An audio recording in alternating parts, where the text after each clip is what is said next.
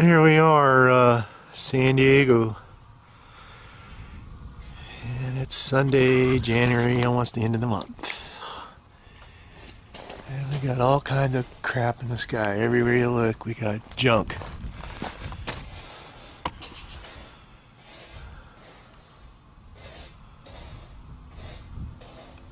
For real. That's your contrail, your chemtrail, your geoengineering, your stratospheric aerosol geoengineering, weather modification, all classified under one deal, geoengineering. You put particles into the atmosphere, you're changing the chemistry. You're putting energy into the atmosphere. And there's going to be feedback. Not just atmospherically, but what's the effects going to be on plants and human health. I'll leave those all up to you. But this is about weather. It is a multi-platform operation. Has different many purposes. But to keep myself safe, I typically talk about the weather and how it affects weather, what these particles are about, and basically affecting the Earth's albedo with reflective particles. They're everywhere today.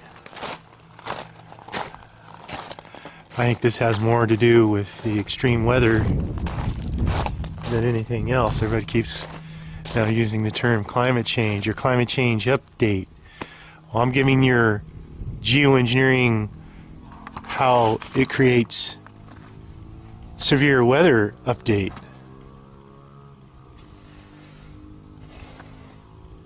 But come on. I mean, the UN's behind all this. Well, anyway, and other people. I won't just say one faction, but anyway, let's trap water vapor in the atmosphere. And that will definitely cause it to be warmer from region to region, depending on how much of this stuff is in the atmosphere and what location. There's always these particles floating around. There's no escaping it. The atmosphere has been changed. I mean, if you wanted a great example, go over to Ocean Alliance and look at their 5-year whale program. They went around the world testing the boat of the whales, and they're finding all these heavy metals. And one in particular that they emphasize on and are very startled with is aluminum. They're finding this all across the globe. So when you put nanoparticles, there's no escaping it. So just like Fukushima, we're finding fallout all across the globe.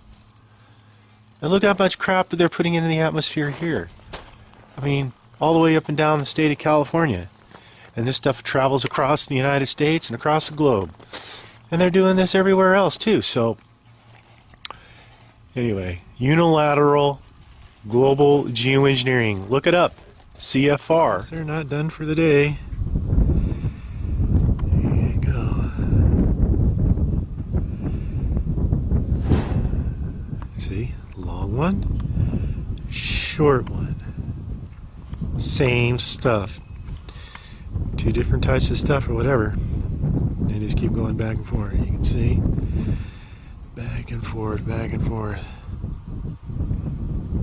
He's way the heck up there. But yeah.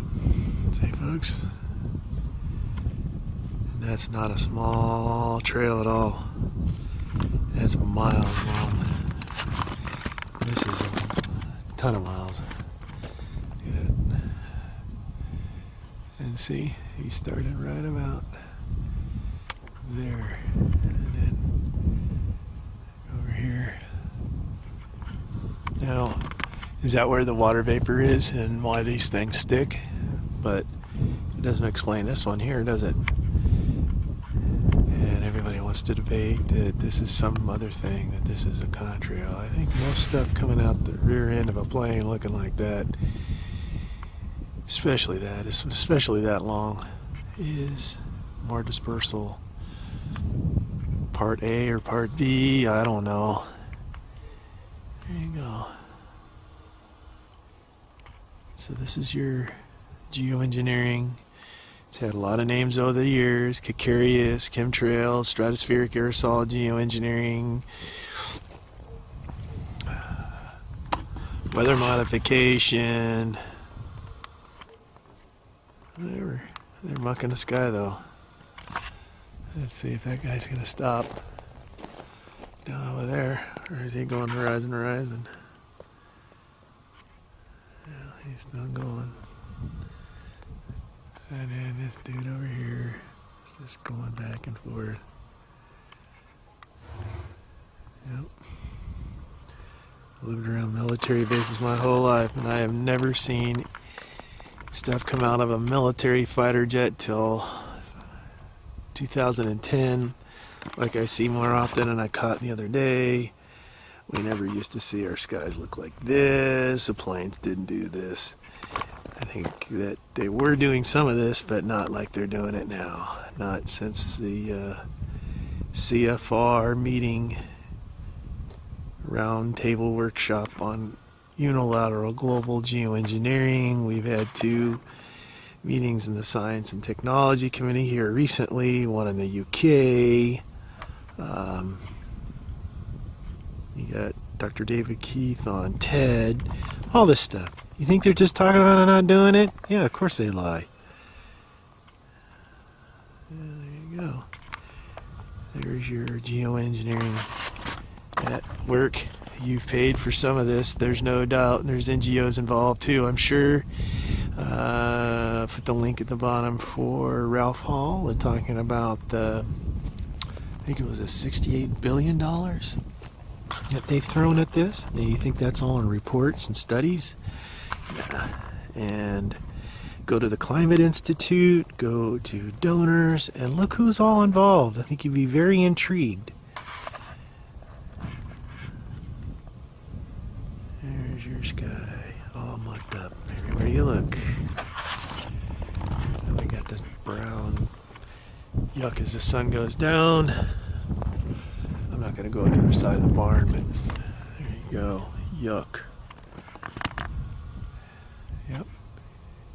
He's still going, but the sky's so white over there you can't hardly see it. I'm not going to try to zoom in, but yeah, large-scale intervention into climate systems. Excuse me. Anyway, how do you like your skies? Natural or man-made?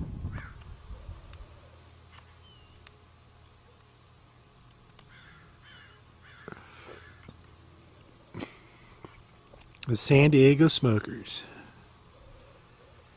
Smoking the crap in the sky.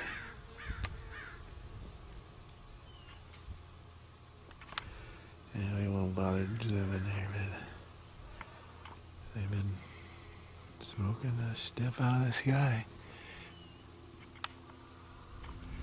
There you go.